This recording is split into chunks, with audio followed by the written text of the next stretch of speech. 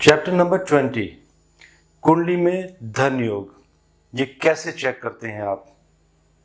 ये जो कॉम्बिनेशन बने हैं यहाँ पर, this is the very basic combination. बहुत सारे कॉम्बिनेशन हैं, बट सिंस अभी हम लर्न कर रहे हैं तो हमें बेसिक्स जानना बहुत ज़रूरी है। लेकिन again, the way I teach, don't memorise these combinations. I am going to tell you a very simple technique so that you know it should be there in your mind. सबसे पहले आपको ये जानना है धन के लिए कि कुंडली में इनकम के हाउसेस कौन से होते हैं।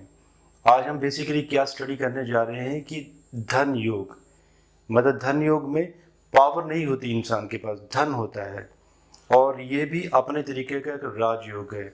और जितना वो धन योग बढ़ता जाएगा बेनिफिक प्लैनेट या हाउसेस के साथ, उतना ही धन का संचय होता जाएगा इंसान के पास। सबसे पहले हमें कुंडली में ये जानना जरूरी है 11th house. This is a house for income. Which income? जो इनकम इंसान खुद से अर्न करता है और कहीं ना कहीं उसको अकोमुलेट भी करेगा, जोड़ेगा उस पैसे को, वो होता है सेकंड हाउस। इनकम यहाँ से बनाई और यहाँ पर अकोमुलेट कर दी। सेकेंड हाउस से हमें ये भी मालूम चलेगा कि इंसान का जन्म कौन सी फैमिली में हुआ है, फैमिली की एसेट कितनी है, फैमिली में, जिस फैमिली में इंसान का जन्म हुआ है, किस तरीके के संस्कार मिले हैं, और अगेन फैमिली के पास भूमि कितनी है, गोल्ड कितना है। अगर हम बहुत डेप्थ में जाते हैं डिग्री वाइज तो ये चीज़ें इजीली कैलकुलेट होती हैं। Now the 11th house own income, second house accumulate करना। अब इसके बाद हमें क्या समझना है? दो चीज, एक चीज और समझनी है, सिंपल थिंग। कुंडली में ट्राइन हाउसेस, त्रिकोण houses. So simple way of making, ये जो फ्रेम बना हुआ है इसमें एक त्रिकोण बना दीजिए, ट्राइंगल।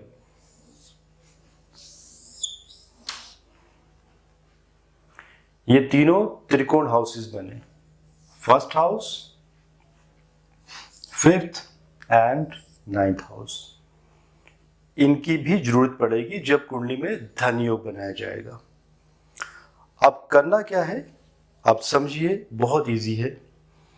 देखिए मैंने कॉम्बिनेशन दिए हैं, second Lord plus 11th Lord. अगर इससे पहले ये तीन कॉम्बिनेशन जो मैंने लास्ट चैप्टर में भी कवर किए थे, चैप्टर नंबर 19 में, कि तीनों का जानना बहुत ज़रूरी है। कुछ लोग हो सकता है पहली बार ये वीडियो देख रहे हो। एक हम लोगों ने प्लेलिस्ट बनाई है वैदिक एस्ट्रोलॉजी कोर्स की, तो आप लोग चैप्टर नंबर 1 से भी स्टार्ट कर सकते हैं। सो कंसर्न क्या है कि आपका जो सेकंड लॉर्ड है और 11th लॉर्ड है, मीन्स सेकंड का लॉर्ड कौन हुआ यहाँ पे? वीनस। 11th का कौन सा हुआ? चंद्रमा। चंद्रमा और शुक्र की कहीं ना कहीं कुंडली में या तो त्रिकोण में युति, त्रिकोण स्थान कौन से हुए? First house, fifth house, 9th house. अगर यहां पे चंद्रमा और शुक्र की युति बनती है, means this is one of the best राजयोग, चंद्र और शुक्र, क्योंकि ये दोनों के लॉर्ड हैं। अगर मान लीजिए इनकी युति भी नहीं बनती है पंचम में, तो क्या होना चाहिए? फर्स्ट क्या था? कंजंक्शन, युति। सेकंड वन इज एस्पेक्ट, ये आपस में एक दूसरे को देखें। तो या तो अगर मान लीजिए 11th हाउस में चंद्रमा चला जाता है या शुक्र यहाँ पर या चंद्रमा अगर आपस में यहाँ से एक दूसरे को देखते हैं 180 डिग्री एंगल में, तो भी ये धन योग बनता है। Now the third one is exchange. अगर चंद्रमा के घर में शुक्र चले जाते हैं और शुक्र के घर में चंद्रमा चला जाता है, तो भी ये धन योग बनता है। अब डिपेंड करता है कि इंटेंसिटी कितनी है। इंटेंसिटी जानने के लिए देखिए, अगर हम इन दोनों को चेक करें तो आपस में ही एक्सचेंज हो रही है सेकंड एंड 11th हाउस की। लेकिन आपस में इन दोनों के लॉर्ड कहीं अगर त्रिकोण में चले जाएं, फिफ्थ हाउस में, फर्स्ट में या 9th में, तो वो जो धन योग की जो इंटेंसिटी है वो बहुत ज़्यादा हो जाती है, वो और भी ज़्यादा धन कमाने की इच्छा होती है इंसान में, उस इंसान का लक बहुत राइज करता है, क्योंकि ये पंचम, नवम और फर्स्ट हाउस, इनको लक्ष्मी हाउसेस भी कहा जाता है।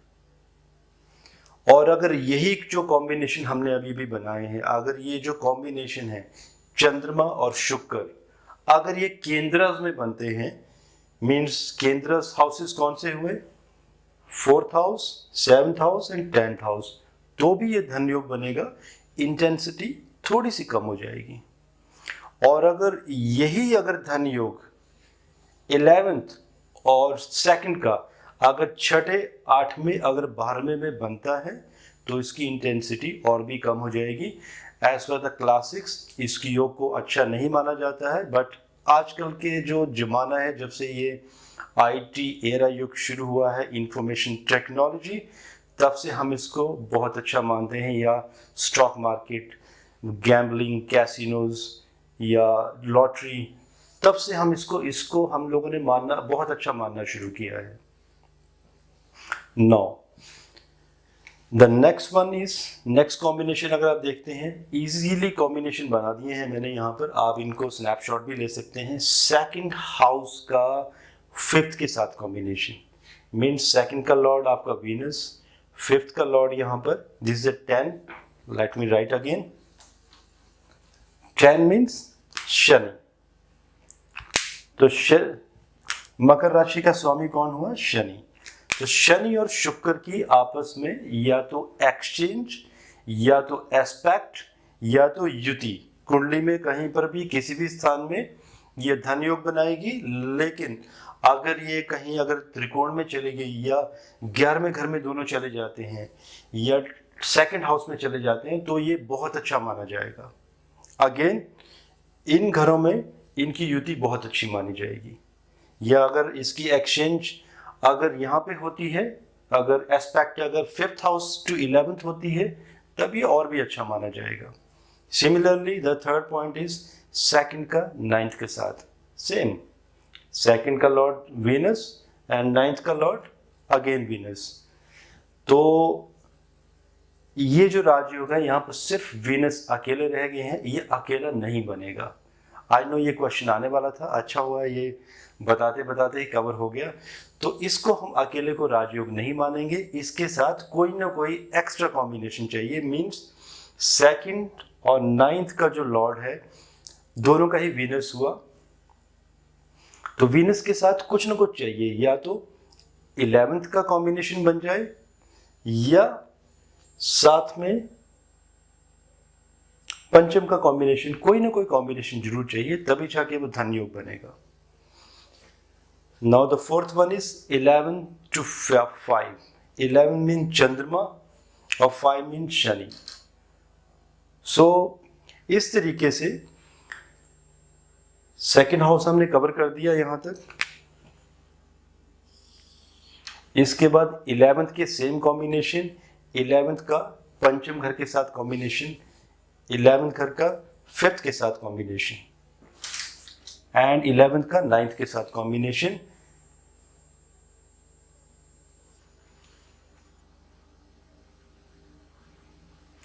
यस, एंड 11th और 2nd हम फर्स्ट में ऑलरेडी दे चुके हैं। तो this is one piece. Now हमारा लगन भी तो त्रिकोण हुआ, 1st हाउस, इसके साथ भी कॉम्बिनेशन बनेंगे, लग्न Lord plus 2nd house. And लगन यहाँ पे मैंने शॉर्टकट में दे दिया है, 1 मीन्स लगन, एसेंडेंट लॉर्ड, लगन का पंचम के साथ, नवम के साथ, और 11th means income house. And ये भी कॉम्बिनेशन बनेगा, ये थर्ड पार्ट। एंड एक जो मैंने लिखा हुआ है यहाँ पे, the best one is 5th and 9th। ये जो कॉम्बिनेशन बनता है 5th एंड 9th का आपस में, अगर इनके लॉर्ड या आपस में इन दोनों के लॉर्ड, मान लीजिए अभी शनि और शुक्र बनेंगे इन दोनों के, ये या तो पंचम में चले जाएं, नवम में, या तो लगन 1st हाउस में चले जाएं, 11th में या 2nd में, this is one of the best Rajyoga. और इस राज्य में योग में ये भी माना जाता है क्योंकि ये लक्ष्मी स्थान है, स्पिरिचुअलिटी का इंडिकेशन दिखता है यहाँ पर, यहाँ से, क्योंकि 5th house is the house for past life, past karmas, and 9th house is for भाग्य एंड लक एंड स्पिरिचुअलिटी। तो अगर इन दोनों का साथ में राजयोग बन जाता है, धन योग बन जाता है, तो एक तो ये बहुत बड़ा धन योग हो गया, और अगर इनके साथ अगर कहीं 11th हाउस का भी अगर कॉम्बिनेशन बन गया तो फिर तो वो महान धन योग हो गया। अब ऐसे योगों में क्या होता है, ऐसे लोग जो पैसा कमाते हैं वो अपनी इनकम का मोर देन 99% जो उनकी वेल्थ होती है उसको डोनेट कर देते हैं, क्योंकि वो पैसा कमाना नहीं छोड़ेंगे कभी भी। पैसा कमाने की चाह बनी रहती है, दैट्स अ पैशन, पैशनेट होते हैं पैसा कमाने के लिए, लेकिन वो जो वेल्थ होती है उसको अपने लिए यूज़ नहीं करते। या तो वो योगी होते हैं, या तो गृहस्थ योगी होते हैं, या तो इस तरीके के बिजनेस टाइकून होते हैं जो बहुत ही सिंपल लाइफ स्पेंड कर रहे होते हैं, तो वो पैसे को डोनेट कर देते हैं, मैक्सिमम पैसा। एक और कॉम्बिनेशन भी मैंने यहाँ पे रखा हुआ है, ये भी मैं आपको बता देता हूँ, this is very easy to understand. Quadrant plus trine. Quadrant मान लीजिए, क्वाड्रेंट हाउस मीन्स केंद्रस हाउस, मान लीजिए 10th house and 9th house is trine house. इन दोनों के लॉर्ड का जो कनेक्शन है, क्योंकि अभी जो मैंने पहले आपको योग बताया जिसमें केंद्रस को कवर नहीं किया मैंने, लेकिन इन केंद्र और त्रिकोणों के लॉर्ड का अगर सेकंड और 11th के साथ भी अगर कॉम्बिनेशन बनेगा तो वो एक महान उद्योगपति सेठ गुजरमल मोदी जी की कुंडली, अगर उनकी कुंडली में मैं डिस्कस करूं तो ये योग बनता है, और वो बहुत बड़े उद्योगपति थे। उनकी कुंडली में सिंह लगन था, सिंह लगन में यहाँ पे मेष राशि आएगी और यहाँ पे वृष आएगी। मेष राशि का स्वामी मंगल हुआ, वृष का शुक्र, और ये दोनों मंगल और शुक्र बैठे थे 11th हाउस में। इन दोनों का 11th हाउस में बैठने का मतलब था कि ट्राइन एंड केंद्रा का जो ये योग है, जो मैंने एक बहुत बड़ा धन योग बताया आपको, धन योग में बैठने का मतलब था कि एक तो राजयोग बन गया वो, क्योंकि 9th और 10th का जो योग होता है वो बहुत बड़ा राजयोग माना जाता है। चैप्टर नंबर 19 में मैंने इससे पहले वाले चैप्टर में बताया भी है, और मैंने मार्क भी किया था उसको इसी तरीके से, बेस्ट लिखा हुआ है वहाँ पे अगर आप चेक करें। और उन दोनों का, प्लैनेट का अगर 11th हाउस के साथ अगर कनेक्शन बन जाता है, नॉट विद द सेकंड, क्योंकि 11th मीन्स ओन इनकम, खुद से पैसा कमाना, तो वो एक बहुत बड़ा धन योग बन जाता है। इसी तरीके से मैं कुछ और धन योग भी आपको बताता हूँ कुंडली में। मैं धन योग के कुछ टाइप बताता हूँ कि किस तरीके से इंसान धन कमाता है, और बहुत कुछ है हमारे पास, like we can discuss so many combination, but let me give you a simple way. जैसे कि सपोज कीजिए कि अगर फर्स्ट हाउस, जैसे हम ले लेते हैं 11th हाउस का combination. 11th house means income house and second is धन हाउस। अगर इसका पंचम के साथ अगर कनेक्शन बनता है तो 5th house is for gambling, stock market, share, lottery, means गड़ा हुआ धन। तो जिन लोगों का ये योग बनेगा, अगर आप लोग कुंडली देखना सीख रहे हैं तो आप इमीडिएटली सामने वाले पर्सन को, जातक को कह सकते हैं कि that person has a connection business with stock market. और ऐसे लोग स्टॉक मार्केट में कभी फेल नहीं होते, बहुत रेयर होता है जब लॉसेस होते हैं उनको, अदरवाइज हमेशा ही वेल्थ अकोमुलेट करते रहते हैं। Similarly 11th, 2nd and 4th का कनेक्शन, ऐसे कनेक्शन में जितने भी हमारे पास, मेरे पास पर्सनली केसेस आए हैं अभी तक, since I do corporate astrology, तो बिल्डर्स के ऐसे चार्ट देखने में आए हैं, और जिनकी कुंडलियों में ऐसे योग बने होते हैं, क्योंकि 4th हाउस भूमि का है। तो ये धन कहाँ से आएगा? धन योग जो बना भूमि को लेकर बना, कि भूमि को बाई करना और भूमि के ऊपर एक बहुत बड़ा स्ट्रक्चर को खड़ा करना। ऐसे ही अगर हम धन योग देखें तो ऐसे धन योग भी बनते हैं 11th 2nd का 8th और 9th के साथ कनेक्शन। 8th मुझे इसलिए लेना पड़ा, 8th से हम टेम्पल्स भी देखते हैं, spiritual divine places, and 9th का भी राजयोग बन जाता है। और अगर ये 8th के साथ अगर ये कॉम्बिनेशन बनेगा तो वेल्थ आएगी डिवाइन प्लेसेस बनाने में, डिवाइन हाउसेस, मंदिर, मस्जिद एट्सेट्रा। और साथ में अगर ये 9th के साथ कनेक्शन हो गया तो अपनी कंट्री में नहीं बनेगा, वो किसी विदेश में बनेगा मंदिर या what ever the divine place. Similarly 11th 2nd अगर 7th के साथ कनेक्शन बन जाता है, 7th means life partner. So life partner के साथ कोई ना कोई साथ में एक तो बिजनेस होना, और ऐसे लाइफ पार्टनर का इकट्ठे कोई ना कोई बिजनेसेस होते हैं। अगेन 11th 2nd और 10th का कॉम्बिनेशन, 10th इज ए जहाँ पर राज दरबार से सुख मिलने की बात होती है सरकार से, तो ये IAS वगैरह वहाँ से भी धन देता है। But I know you will have a question कि IAS लोगों के पास इतना धन नहीं होता है। बट अगेन यहाँ पर अगर इस तरीके का कॉम्बिनेशन बनता है तो ऐसे लोगों को, कुछ ऐसे केसेस ऐसे लोगों के हाथ में आते हैं जिसमें सरकार से बहुत बड़ा कमीशन मिलता है। आप लोगों ने ऐसे मूवीज़ में भी देखा होगा या रियलिस्टिक सिनारियोज बहुत सारे, जहाँ पर ऐसे बहुत सारी खेत पकड़ी जाती है, मान लीजिए 500 करोड़ की एसेट पकड़ी गई तो उसमें 20% आई थिंक इतना ही दिया जाता है। सो ये धन वहाँ से मिलेगा, and I have such kind of cases in my database. तो ये सिर्फ मैं अभी बेसिक डिस्कस कर रहा हूँ आप लोगों के साथ। जब केस डिस्कशन की बात आएगी तो मैं वो केसेस भी लाऊंगा आपके सामने, एंड दशा अंतरदशा के साथ कि किन दशाओं में, अंतरदशाओं में किस तरीके से धन लाभ हुआ। एंड फ्रेंड्स, मैं ये भी बताना चाहूँगा कि ये जो धन योग बनेंगे, सिर्फ धन योग बनने से धन नहीं आएगा। इन धन योगों, ये धन योग तभी एक्टिव होंगे जब उनकी महादशा या अंतरदशा या कोई प्रत्यंतर दशा या साथ में कुंडली में ट्रांजिट में प्लैनेट बहुत अच्छे चल रहे होंगे। ट्रांजिट भी हर एक प्लैनेट की कंसिडर नहीं की जाती है, शनि और गुरु की ही ट्रांजिट कंसिडर की जाती है ज़्यादातर केसेस में, बिकॉज शनि देव जी एक राशि में 2.5 साल रहते हैं and Dev Guru Brihaspati ji 1 year रहते हैं।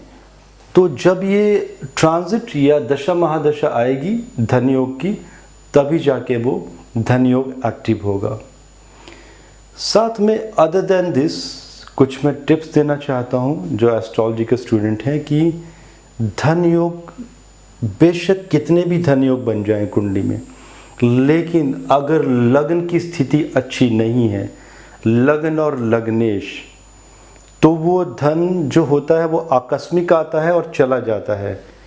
What I told you in my first like when I started कि इनकम करने के बाद उसको अक्यूमुलेट करना, तो वो सेकंड हाउस में अक्यूमुलेट नहीं हो पाती है। सो लग्न को भी देखना बहुत ज़रूरी है, बिकॉज कई बार ऐसा होता है कि हम लोग प्रिंसिपल अप्लाई करते हैं एस्ट्रोलॉजी के, लेकिन रिजल्ट्स नहीं आ पाते हैं, प्रेडिक्शन गलत हो जाती हैं। तो अगर लगन वीक है तो मीन्स कि इनकम आ रही है लेकिन वो धन टिकता नहीं है, स्टेबिलिटी नहीं है उस धन की।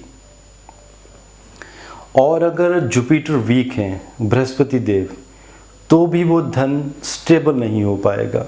तो हमें कुंडली में देखना पड़ेगा कि देवगुरु बृहस्पति को एक्टिवेट कैसे किया जाए और वो किस नक्षत्र में बैठा हुआ है, उस नक्षत्र को भी एक्टिवेट करना पड़ता है। ये आगे हम बाकी जो आने वाले लेक्चर्स हैं उनमें सीखेंगे।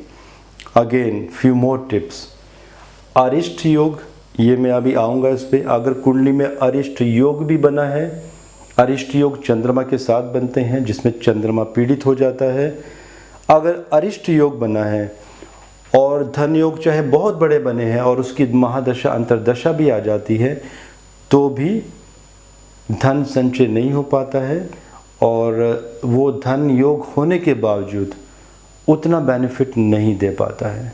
So friends, still it's a very far, अभी बहुत दूर जाना है हमें, बहुत सारे चीज़ें स्टडी करनी है। बट अगेन जो बेसिक कॉम्बिनेशन हैं वो ये हैं। इसमें से जो आपने कॉम्बिनेशन बनाने हैं, again I am saying 11th house, 2nd house, 1st, 5th, 9th, यही आपको याद रखने हैं। जैसे जगलिंग करते हैं, इनका आपस में कनेक्शन बना लीजिए किसी का भी किसी के साथ, एंड वो धन योग बन जाएगा। It's very easy. और अगर आप कोई भी कॉम्बिनेशन बनाएंगे, आप इनके साथ चेक कर लीजिए, आपको इनके साथ जो भी कॉम्बिनेशन बन के ईजिली निकल आएंगे सामने। तो ये समझना बहुत ज़रूरी है। अगेन इनको आप नहीं भी मेमोराइज करेंगे, सिर्फ इनको याद रख लेंगे तो ईजी रहेगा आपके लिए। दोस्तों थैंक यू, एंड जल्दी मैं आता हूँ किसी नए लेक्चर के साथ। तब तक शुक्रिया, धन्यवाद। एस्ट्रोलॉजी से संबंधित और भी जानकारी के लिए हमारे चैनल को सब्सक्राइब करें एंड बेल आइकन पर क्लिक करना ना भूलें।